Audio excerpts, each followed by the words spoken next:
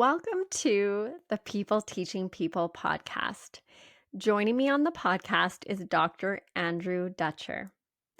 Andrew believes in keeping families together. He empowers parents by equipping them with the tools and resources to improve relationships and create a healthy home environment.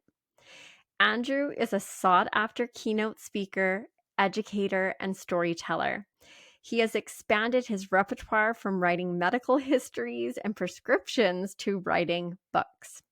He published his first book, Big Hearted Parenting, Even When It Seems Impossible, in 2023.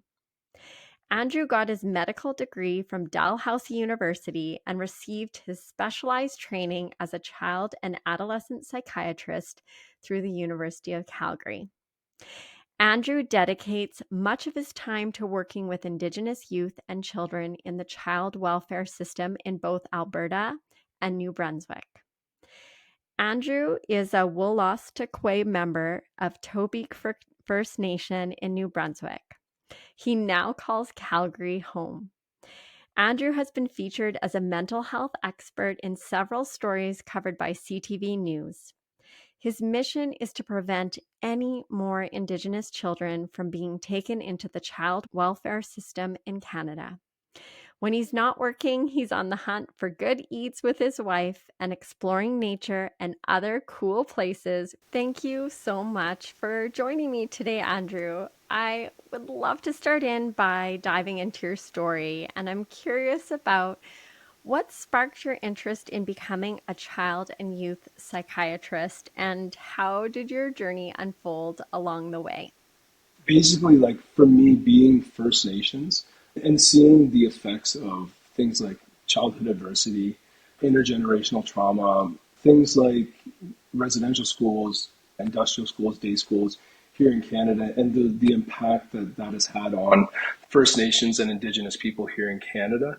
That was, one of the things that I got to see the effects of those things growing up, and it presented in many different, but, there were certain like things that happened in those institutions, like very evil practices in terms of like taking kids away from their parents, very malicious child rearing practices, and and you get to see the effects of those things over time. And so, seeing that, and once I started going through my training as a psychiatrist, and starting to see how important it is to have those childhood experiences, and how there are some people out there that have just like the amount of adversity that they have to experience is unbelievable.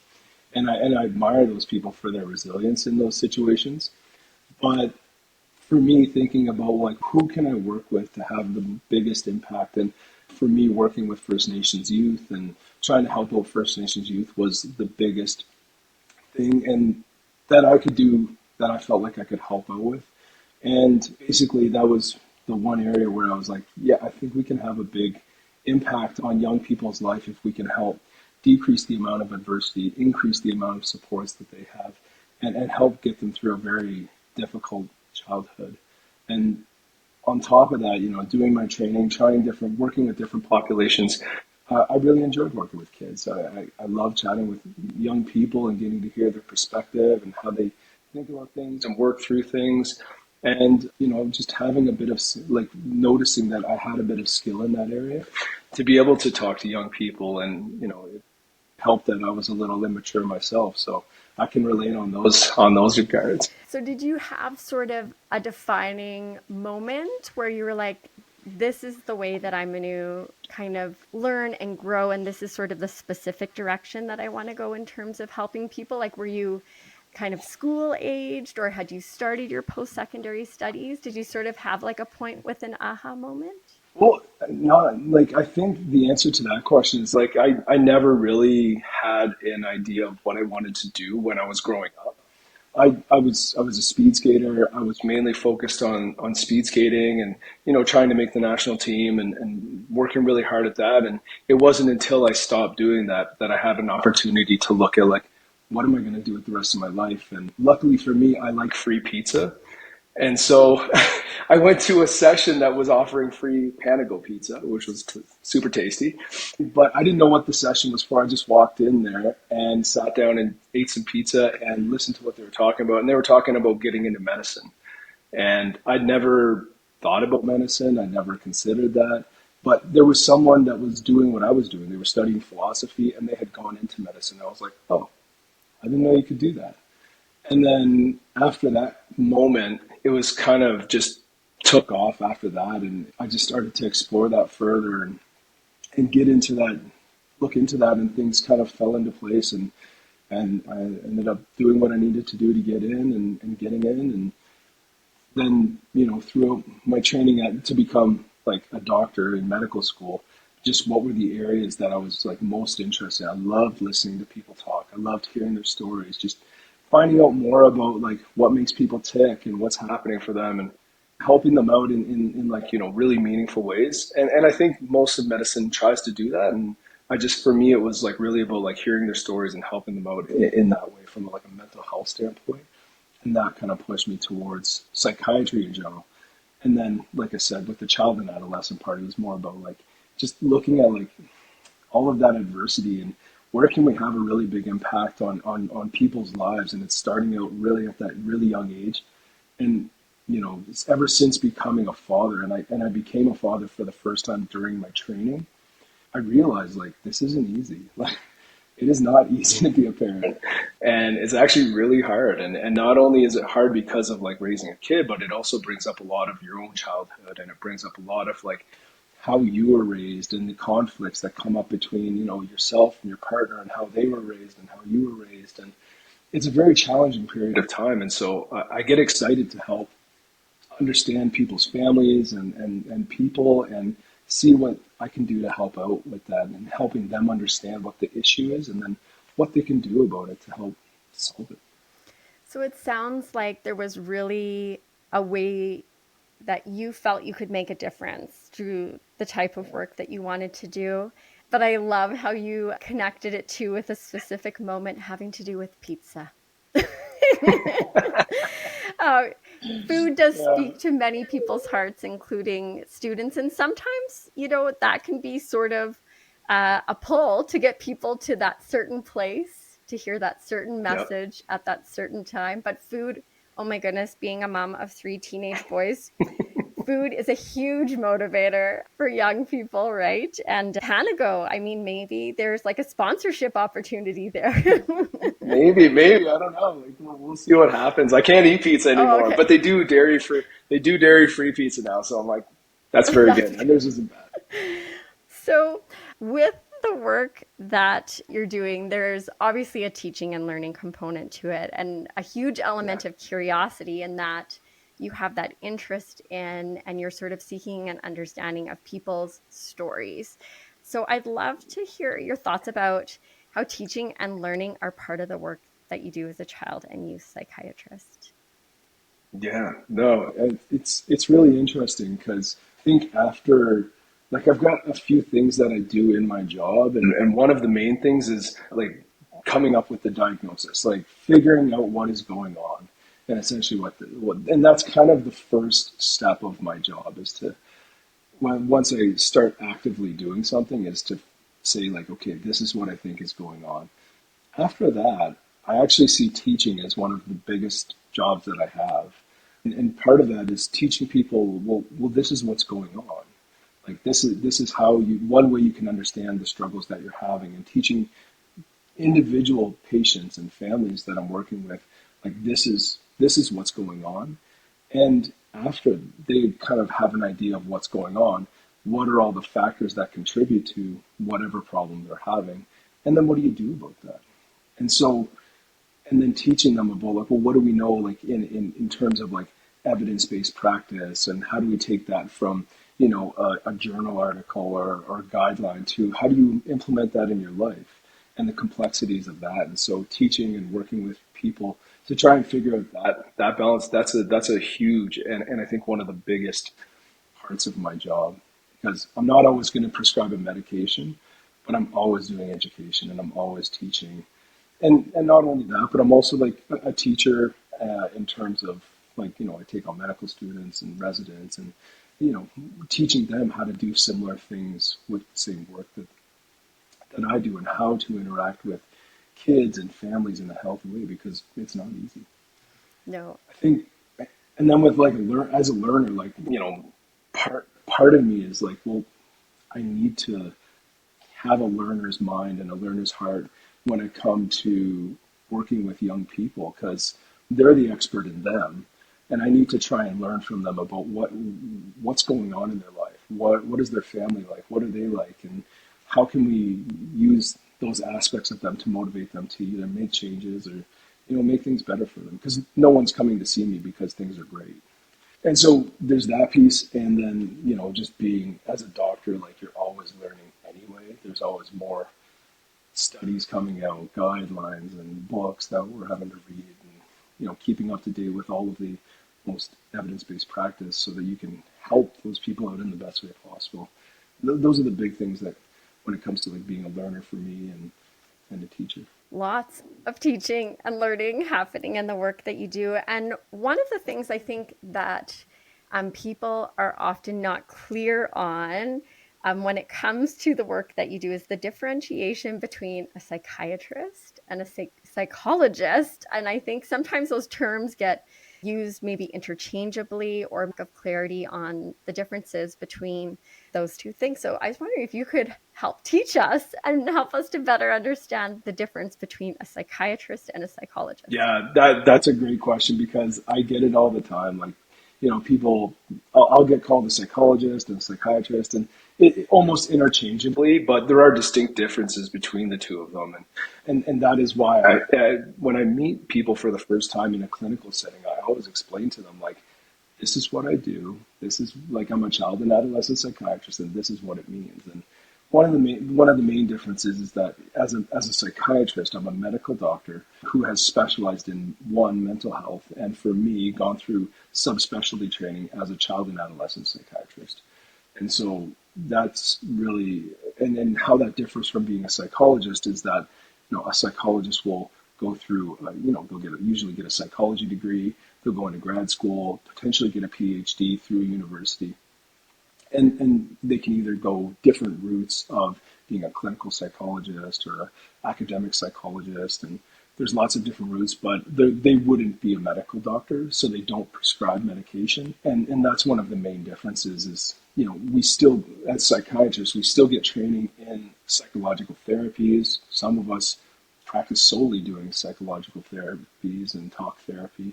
But one of the main things that how we differentiate the psychiatrists is that we do have the unique ability to prescribe medication and administer those and make changes to those medications as well. I think it's great that that's one of the first things that you talk about when you connect with people, because I think oftentimes we can easily make assumptions and think that people understand what we do, who we are, and what it's all about. But congratulations on your book.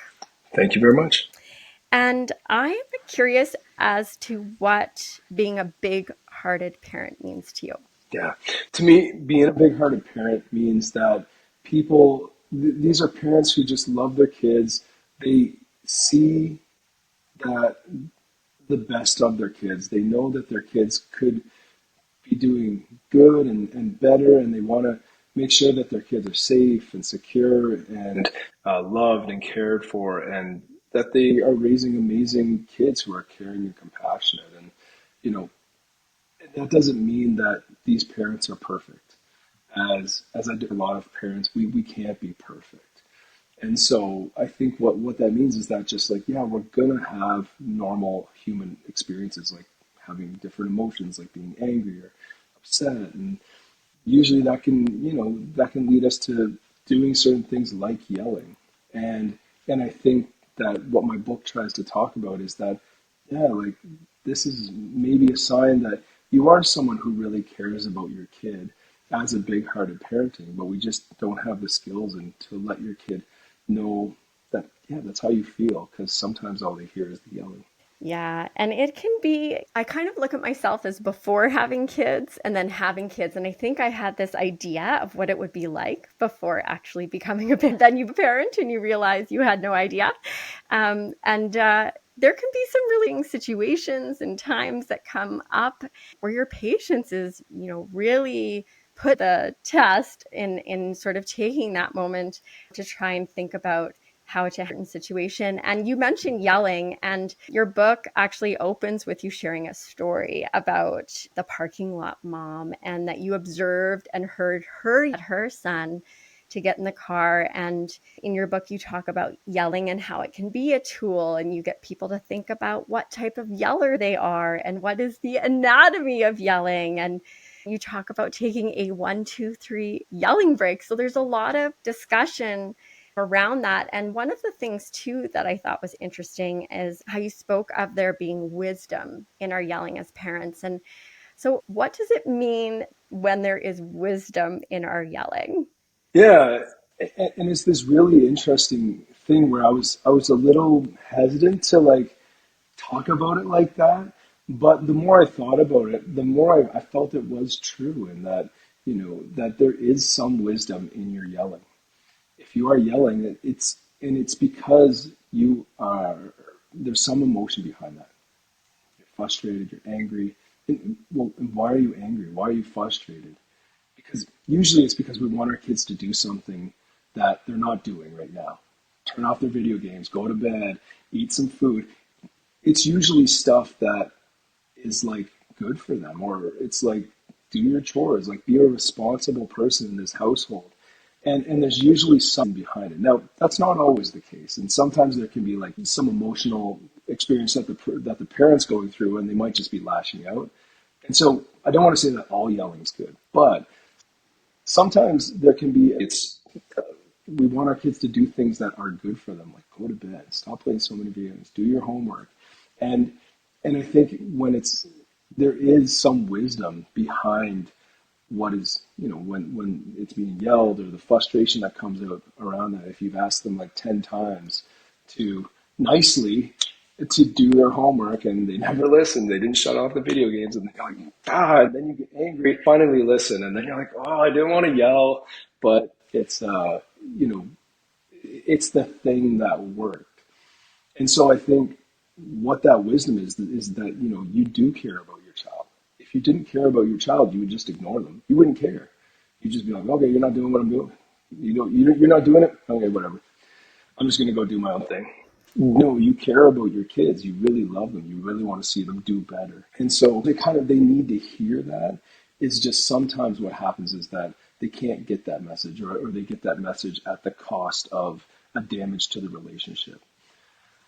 And so that's where I think that there is a little bit of wisdom in there. And I also talk about there's one really specific case in the book that I talk about where it can be quite unfortunate how that plays out. But, if we can distill some of that wisdom and the care that we have for our kids without resorting to yelling, that's really ideal.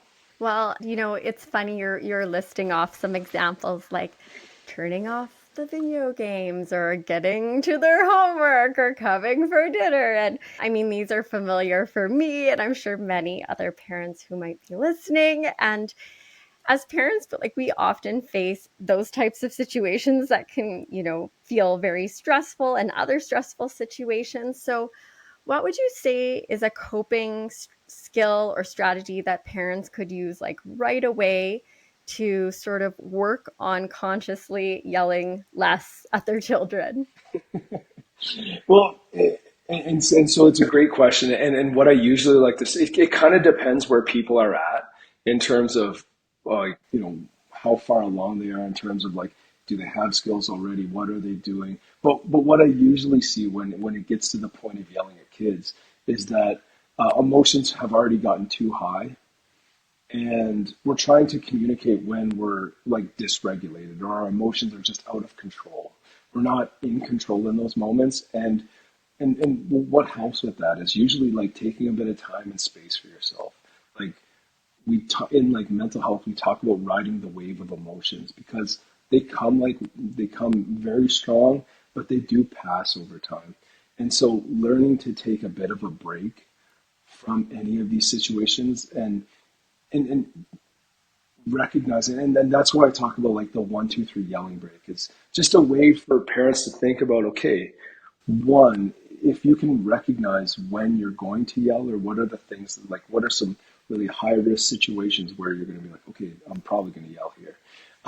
I might need to take a break. And I think that probably is the biggest thing, is just taking a bit of time and space for yourself, allowing yourself to cool down. And part of that is just recognition.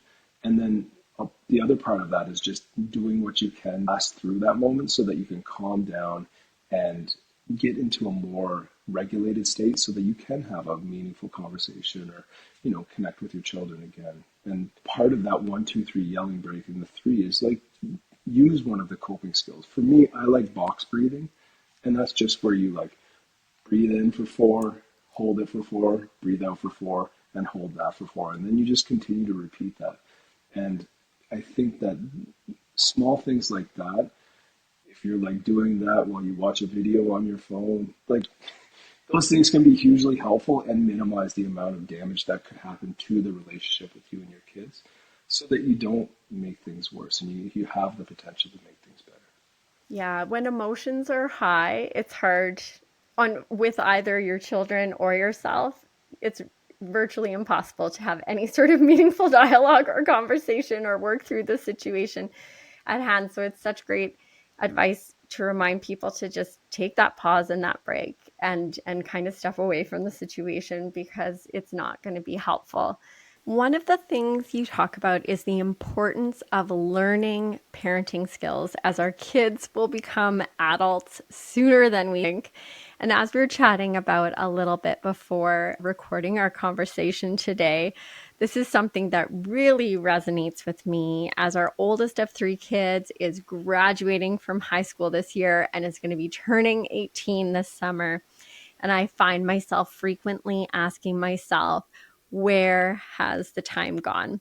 So I'm wondering, what are a couple of the key strategies that you recommend to help parents make positive changes to build that stronger connection with their children?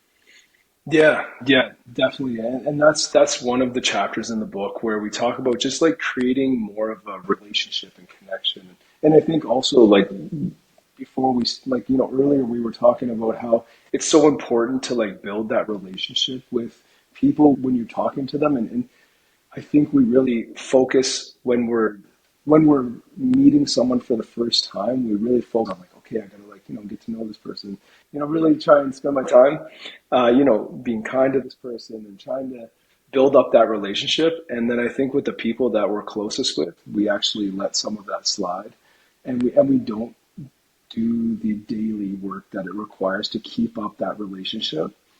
Because if we try to talk to our kids, if we try to tell them to do something, and we don't have a relationship first with them that is positive, and they want to listen to you, if they don't feel like you're working in their best interest, then they're not going to want to listen to you. There's no relationship there. There's no capital in terms of relationship to want to be able to make changes or listen. And so in the book, I talk about how this is a huge piece. Like, usually, especially with teenagers, it's really hard to try and connect with them because they're in the process of trying to separate from their parents, which is a very normal process for teenagers. And usually what I'll see is parents, hey, why don't you come do what I want to do? And the kids are like, no. And what I find is that they forget that, well, what if you went and tried to do what your kid wanted to do? Is there anything that they want to do? And you try and get into their world and understand them and try and see what the things that they're doing in their lives. And it really does, like, there's some pretty basic things that each kid needs, and that's like your attention.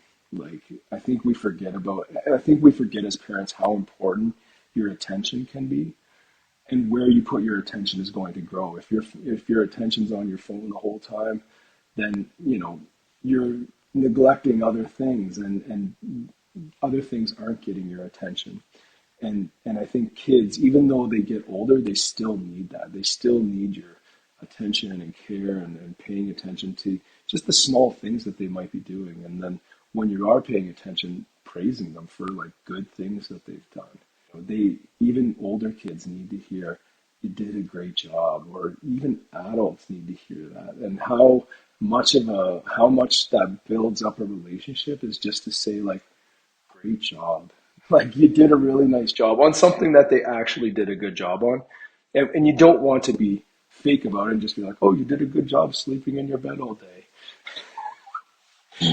But if they've done something that they typically had a hard time with and you praise them for that, you have the chance to see them grow into that and be like, oh, I did a good job with that. And so those are two of the ones that I talk about in the book. And just like laughter, hugs. And I think we forget things like just play and laughter and how important those things can be with our kids, but also just that touch component. And like appropriate touch, where it's like a hug. Like what kid doesn't want to be hugged from their parents? And even if they're a teenager and they have to reject you and be like, no, they still, I've had, when families have taken that step and gone from my kid doesn't want hugs from me to like, no, we're doing a hug, and the kids just melt into their arms, and the kids just love getting that hug. And so a bit of it is timing about those things, and you don't want to like hug them when they're like really upset at you, because that could just throw things right off. But if they're just like, just like, hey, good morning, and out of nowhere, like, who wouldn't like that? In your book, one of the things I found really interesting that you talked about was discussing becoming a big-hearted champion for your kids. So, what is a big-hearted champion and how do you become one? I, for me, I think that big-hearted champion is just that big-hearted parent who really loves and cares about their child and wants to see the best for them, but starts taking action towards how do I help out my kid? What are the things that move the needle in terms of helping out my child? And that could include many different things, but it really is taking that action towards making things better and trying to help your children out, be their best, and to be the best for yourself as well. That could include things like reading books, attending conferences, and taking your kids to therapy or going to therapy yourself and trying to sort out what is the best way to deal with these situations that you're having. Well, I think that is so good for parents to be mindful of, is that continual learning journey that needs to happen. We don't need to have it all figured out, but we can be resourceful.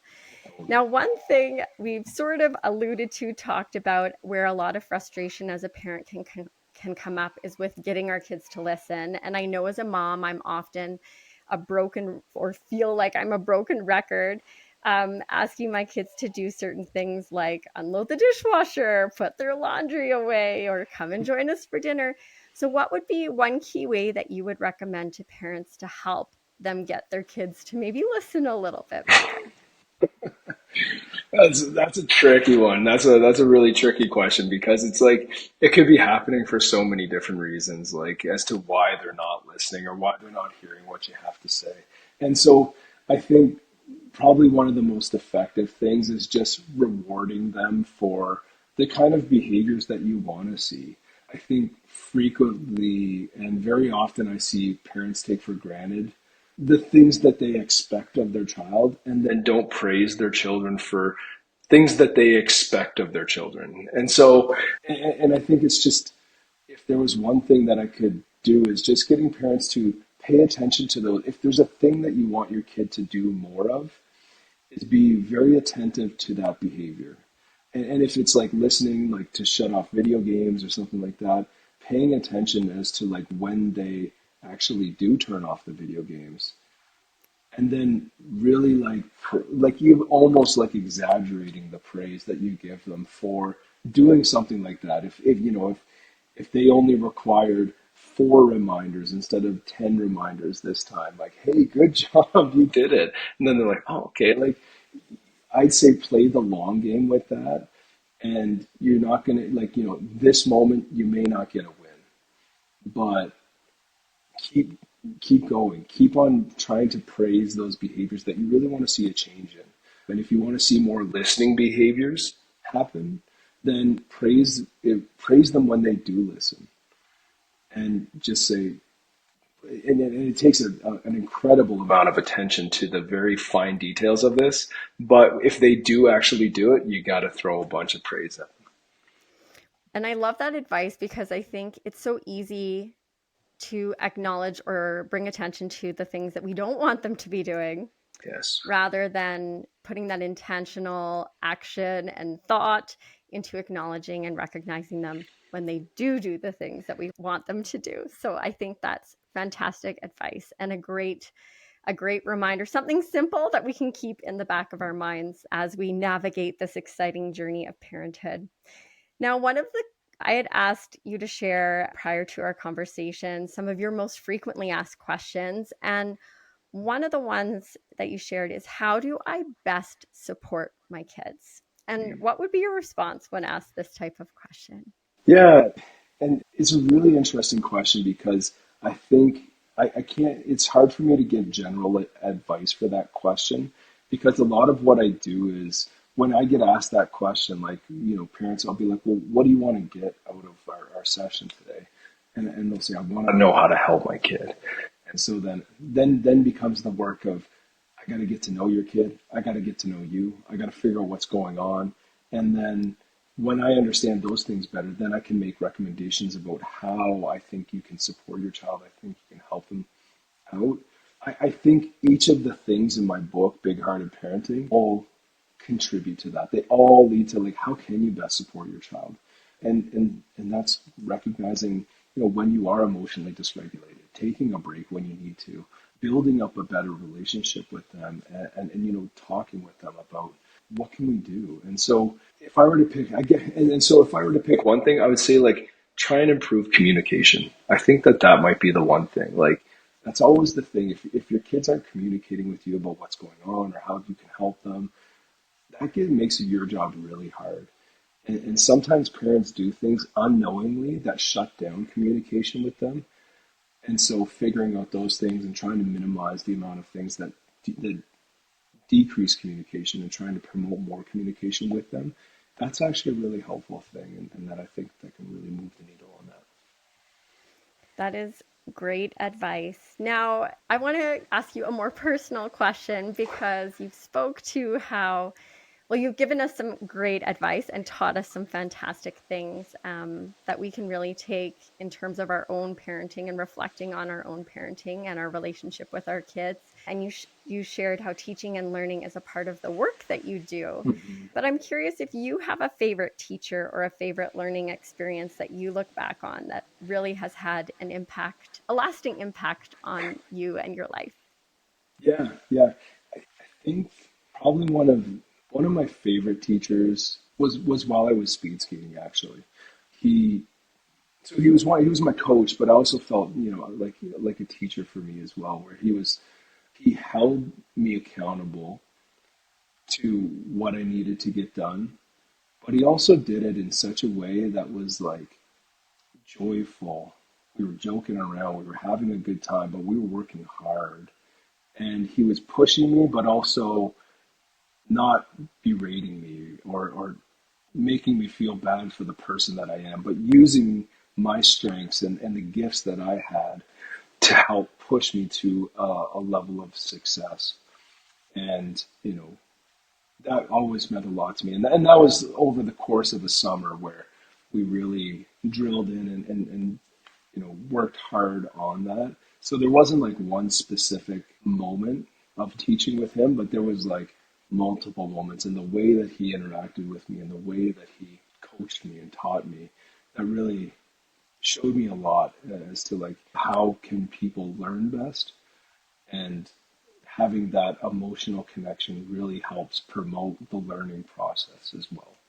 He sounds like a really interesting guy. And the speed skating part of your story is like a whole nother conversation I'd love to have with you sometime because it sounds like that in itself was quite an impactful and significant piece of who you are and sort of the journey and the path that you've taken as well.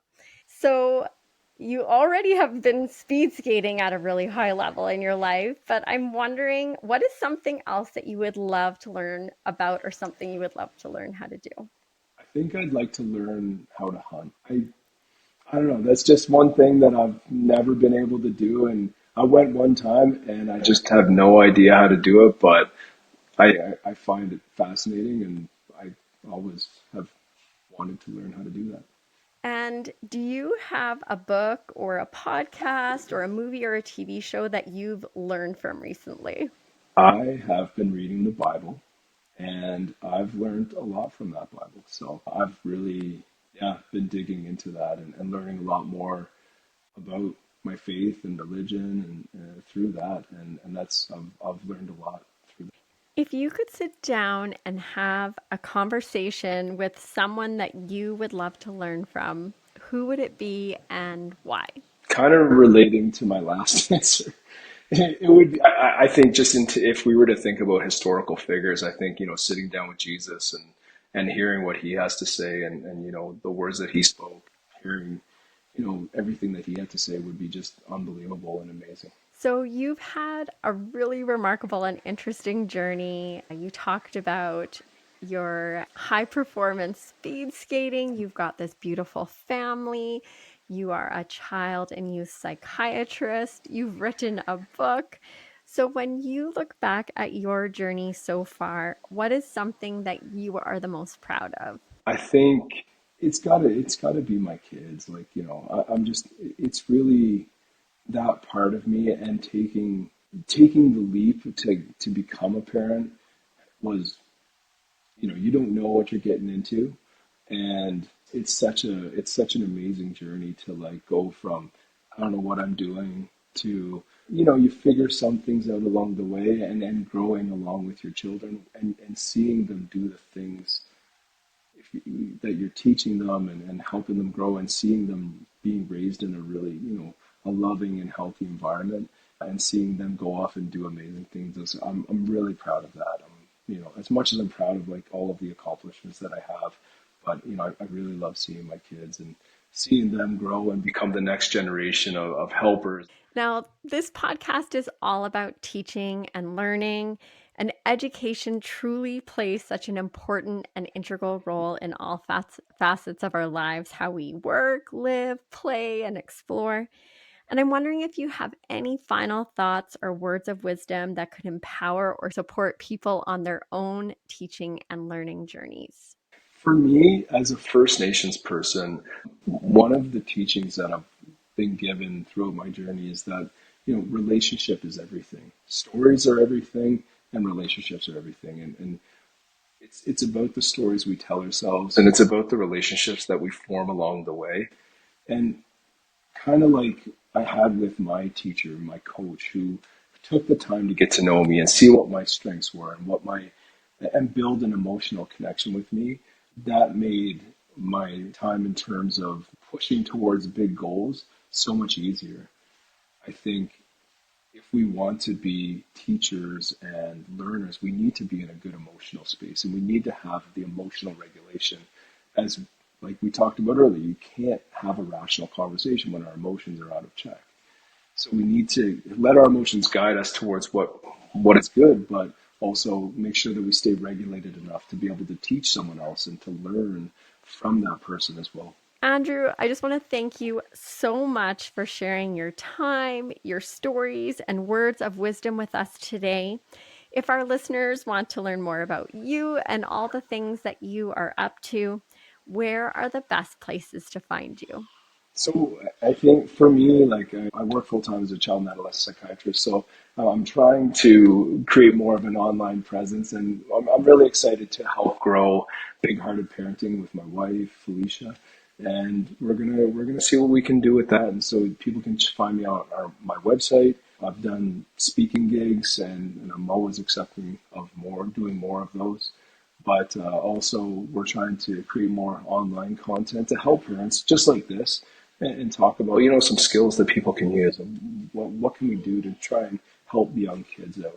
And then obviously going to check out my book, Big Hearted Parenting, online, right there. And that's for sale on Amazon. And hopefully I'll be getting the audiobook done soon too. Andrew, thank you so much for joining me today. It was great to connect with you and to learn from you.